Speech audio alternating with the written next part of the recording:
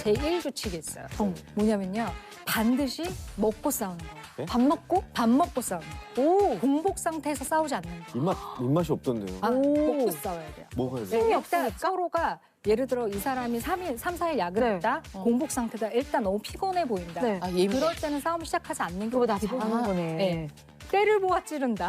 네. 상대가 영양상 잘 먹이고 잘 맷집이 재우고. 생겼을 때. 아. 그러니까 결국에 싸움이라는 게 맷집이잖아요. 네. 네. 근데 맷집이 생겼을 때 싸움을 시작하는 거예요. 영양 보충을 한다는 거예요. 생각해보지도 않은 건데. 먹고 싸움 우와. 왜냐면 이렇게 있어요. 싸울 때 굉장히 많이 쓰는 그 뇌가 이제 전두엽 되게 많이 사용해야 해요. 원래. 네네. 전두엽이 하는 역할은 할 말, 안 할 말 분간하고 네. 막 복잡하게 섞어서 하는 얘기 들으면서 정리하고 아. 그다음에 핵심을 파악하고 네. 이런 능력이 전두엽이 하는 능력이에요. 그다음 가장 중요한 능력이 이 말은 하면 안 되니까 하지 말자. 네. 참아. 입단속. 네, 집어넣어. 이거 하는 능력 전두엽이에요. 집어넣어. 전. 근데 우리가 보통 그 주차장에서 접촉 사고 같은 거 나면은 이렇게 누군가가 내리면서 약간 되게 격하신 분이 와, 씨, 오늘 뚜껑 열리네. 이러면서 오. 네. 너무 과학적인 말씀이시죠? 이 전두엽이 뚜껑이거든요. 네. 네, 뚜껑 열리셨다는 뜻이에요. 그러니까 무슨 얘기냐면 나 지금 막 나갈 준비가 돼 있어. 아, 생각할 그것도 없이. 네, 와. 그게 너무나 맞는 말인 거예요. 아, 나 오늘 뚜껑 열리네. 전두엽 맛 같다. 이런 얘기 되는 이게 거거든요. 바뀐 용어였어. 네. 그러니까는 우리가 이거를 부부싸움의 제1 원칙은요. 전두엽이 기능을 할 수 있을 때 싸우는 게 중요해요. 근데 그냥 단순한 거 다 없고 그냥 일단 먹어야 돼요. 그러니까 퇴근하자마자 들어왔는데 싸움 걸면 안 된다는 거고. 애 짜증나지, 때문에 애가 짜증나. 지금 아파가지고 지금 24시간, 48시간 동안 막 하느냐고 피곤해 있는데 말하면 안 된다는 얘기고. 잘 먹은 다음에 네. 이제 이렇게 싸우시는 거예요. 아까 얘기했던 이중 메시지를 쓰지 않고 단일 메시지를 쓰면서 이제 얘기하는 거예요. 이게 이제 진짜 중요해요. 단일 메시지. 단일 메시지 뭐냐면 부부싸움 할 때 싸움이 되게 심플해지는 방법인데 그냥 내 감정만 얘기하면 되는 거예요. 그러니까 예를 들면은 그러니까 신혼 때 이런 일들이 있으시잖아요. 퇴근하려고 하는데 이제 뭐 시어머니가 이제 연락이 오시죠. 예, 퇴근하는 길에 잠깐만 들려갖고 게장 좀 가져가. 혹은 겉절이 좀 가져가라. 네. 그러니까 어떻게 뭐 남편이랑 이제 시간을 맞춰갖고 이제 막 간단 말이에요. 그러면 이제 시어머니가 아유 배고픈데 얼른 간술만 뜨고 가. 이제 이런 일들이 벌어지죠. 그럼 이제 남편이 그걸 먹다가 너무 서로가 배가 고픈 상태니까 네. 먹다가 그냥 이렇게 그냥 말할 수 있어요. 와, 이게 집밥이지.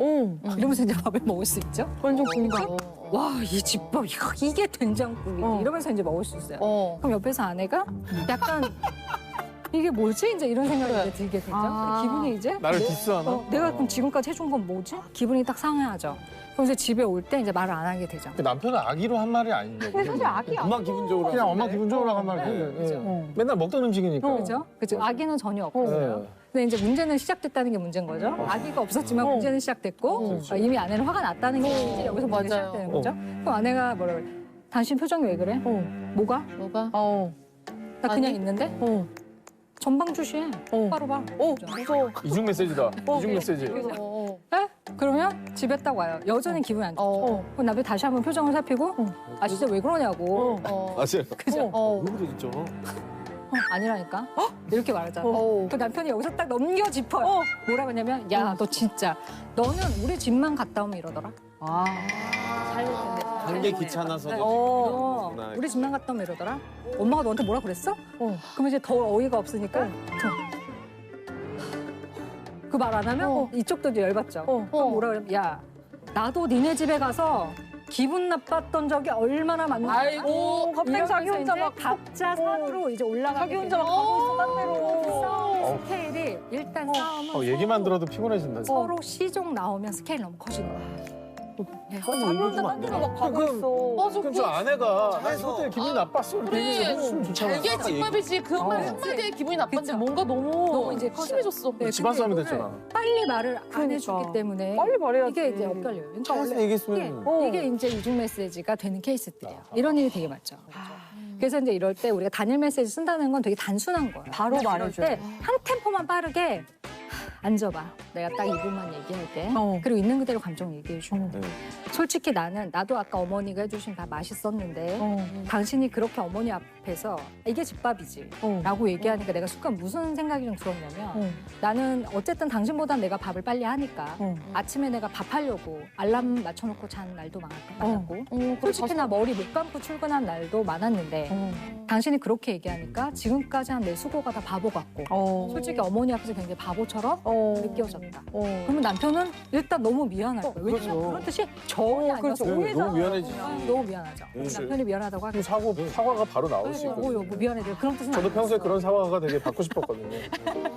그러니까요.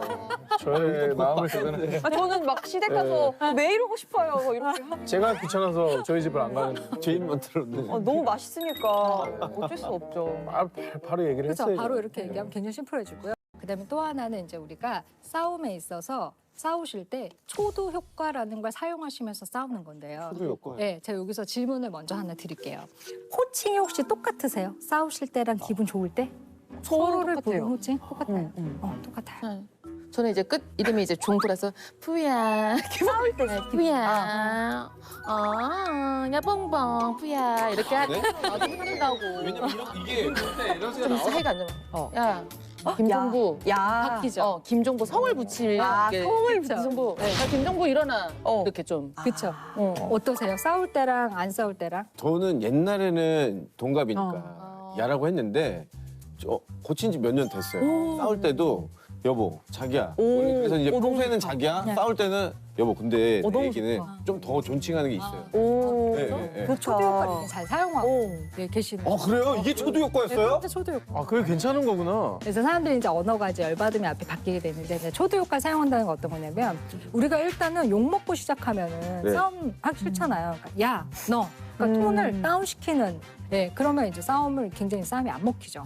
그렇기 때문에 이제 우리가 싸울 때 앞에를 따뜻한 말을 첫 번째 던져주는 게 되게 중요해요.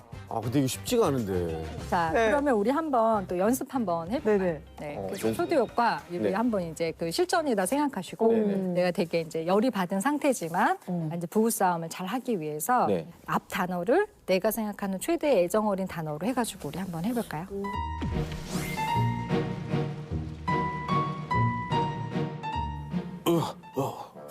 여보. 어머 여보. 장난. 많이 마셨어? 여보 나한테까지? 어머 무슨 많이 힘들었나 봐.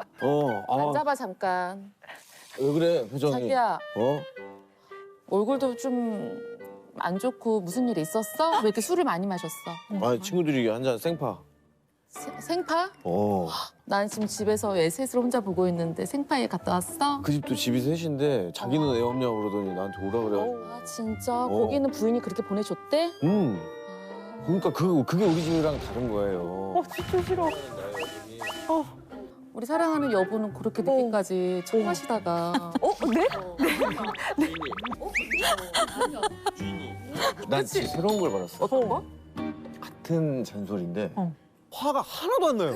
초도 효과는 마음은 그게 아닌데 말투나 이런 것 때문에 싸움이 너무 격해지시는 부부들 있죠. 싸우면서도 이렇게 후회하시는 부부들, 내가 이렇게까지 일을 크게 만들려고 얘기를 꺼낸 게 아닌데 이런 부부들이 사용하면은 좋아요. 그날의 토픽을 꼭 유지해서 가시는 거예요. 그러니까 싸움을 소박하게 하루에 한 가지만 싸워야 돼요.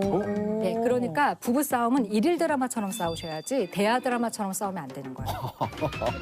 그래서 예를 들어 그날의 싸움의 주제 토픽이 항상 있어요. 부부들은 딱 A가 있죠. 당신은 왜 맨날 뭘 먹으면은 뭐 물 한 잔을 맨날 컵을 제자리에 두지를 않아? 맨날 이렇게 당신 뒤치삭거려야 돼. 당신은 왜 쓴 물건을 제자리에 안 둬? 이게 토픽 A면은 제일 좋은 싸움은 그것만 갖고 싸우는 거예요. 그러면 그걸 A로 받으면 싸움이 안 꺼지죠. 미안해. 내가 안 그러려고 그러는데 습관이 이게 습관이 이렇게 한 거 쳐진다. 나 어떻게 해야 돼? 이러면 이제 싸움이 커지지 않죠. 그러니까 똑바로 하라고. 여기서 끝나요. 그치. 근데 보통은 A로 하면 B로 받아요. 당신은 왜 이렇게 물건을 쓰고 제자리에 두지를 않아? 너 말투가 왜 그러니? 이러면서 이제 보통 B로 가죠. 너도 맨날 양말 이상한데 벗어놓잖아. 너는 안 그런 줄 알아? 이러면서 이제 서로 지적하는 거지. 맞아. 그럼 이때 그거를 다시 열받지만 다시 A로 받아와야 돼요. 아, 내가 양말 내가 그렇게 놓은 거 나도 인정하는데 그거는 그럼 다시 당신도 또 얘기하고 싶을 때 그런데 지금은 일단 당신 왜 이거 여기다 계속 두지 않는 거 얘기하자.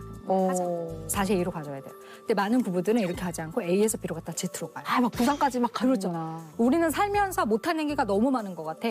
이거는 따로 빼야지 돼. 그리고 만약에 오늘은 우리가 이 물컵 때문에 싸웠으면 그것만 가져가야 돼요. 그래서 원래 싸우고 나서 네. 속이 시원하죠. 네. 뭔가 잘못된 거예요. 10년 묵은 채찍 내려간 것 같다? 뭔가 잘못될 확률이 더 높아요. 원래 부부싸움은 그렇게 쌓여진 얘기가 많은 사람들이 감정적으로 이렇게 막 카타르시스 있게 해소되지 않아요. 부부싸움이라는 것 자체가. 미안하. 네, 그러니까 굉장히 미진하죠. 이렇게 싸우고 나도 굉장히 죄책감. 죄책감도 있고 되게 미안함도 있고 복잡한 감정이 되게 많이 들고 이렇게 깨끗한 감정이 들 수가 없어요. 그러니까 이제 그럴 때 이건 내가 말 나온 김에 하나만 더 하자 이러면 안 되고 근데 참고 대방출하시는 분도 있어요. 네. 오늘 말 나온 김에 다 샷다 내리고 얘기 끝내자. 이러면 이제 관계가 끝날 수도 있어요. 그래가지고 일이 커지는구나. 가장 중요한 페이지가 하나 남았어요. 제일 더 중요한 게 제일 있어요? 중요한 페이지는요. 무엇이냐면 사과를 잘 하는 거예요. 근데 생각보다 부부들은 사과를 잘 하시지 않죠. 네, 맞아요. 왜냐하면 칼로 물베기라고 말 안 해도 미안한 줄 알겠지. 굳이 말로 해야 해. 이런 것들. 뭐 그냥 느끼잖아. 이런 거. 물론 이제 그렇기도 하죠. 그런데 우리가 사과는 반드시 언어로 꼭 잘 해줘야 해요. 예, 그게 부부 사이에서 되게 좋아요. 그래서 이런 말 있어요. 남이 되고 싶지 않다면 남처럼 사과하라는 말이 있거든요. 예, 이게 되게 중요한 거예요. 그래서 부부 사이에서 정말 정색해야 하는 순간이 있죠. 정중하게. 네, 정색해야 되는 순간, 정중해야 되는 순간이 하나 있는데 그게 뭐냐면 싸우고 나서 딱 사과할 때. 예.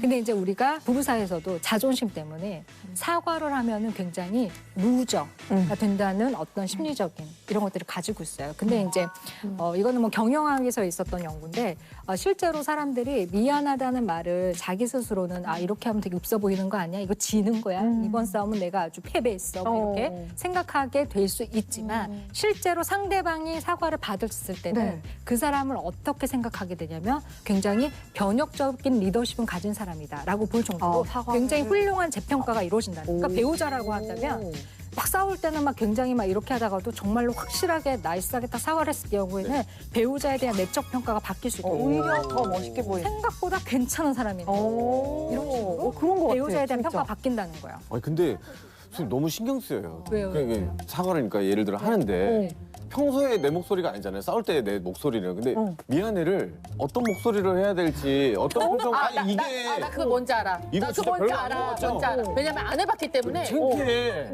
그래. 이게 그래서, 미안해, 사랑해라는 말도 조금 어쩔 때 그럴 때가 있어. 잘 안 쓰는 말. 고마워 어떤 이런 거. 톤과 어떤 표정으로 해야 될까가 굉장히 신경 쓰여요. 이거 알아요? 저는 되게 사과를 저희는 잘하셔요. 되게 잘하는 좋은 편이거든요. 부분이에요.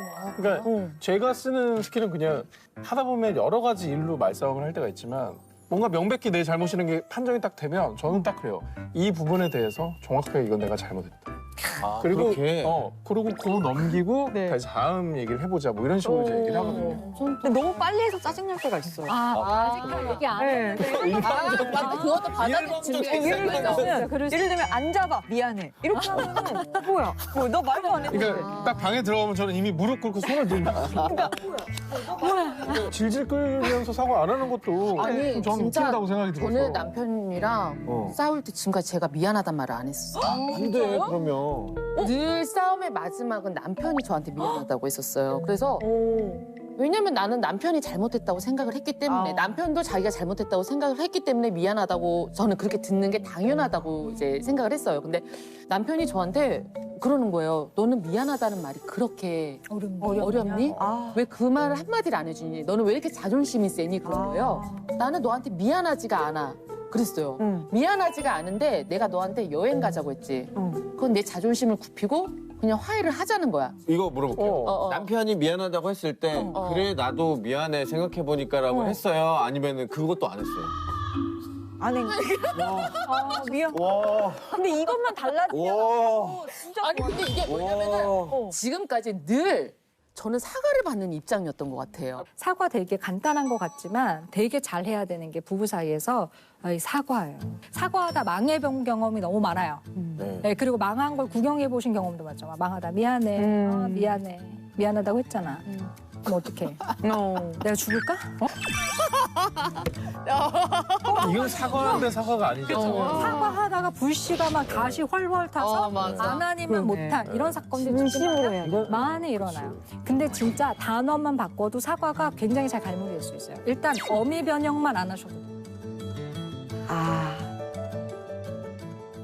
그래서 우리가 남이 되고 싶지 않다면 남처럼 사과를 하시고 님이 남이 되지 않으려면 네. 오늘 우리가 나눈 몇 가지 이런 이야기들을 규칙을 잘 생각하시면서 다는 적용하지 못하실 거예요. 근데 이제 내 타입에 맞는 거 아니면 내가 부부싸움에서 요거 하나는 조금만 좀 바꿔야 되겠다 태도를. 일단 우리가 아주 조그만 변화가 되게 큰 변화를 불러일으키는 게 또 부부관계거든요. 예, 왜냐하면 일단 우리가 헤어지지 않았다는 건 네. 그래도 이 관계에 기대가 있다는 거고 함께 얘기한 것 중에서 이렇게 몇 개만이라도 이렇게 찝어가지고 성격에 맞게 적용하시면 좋겠어요. 적어놔요. 필기놔야죠. 네. 또 필기는.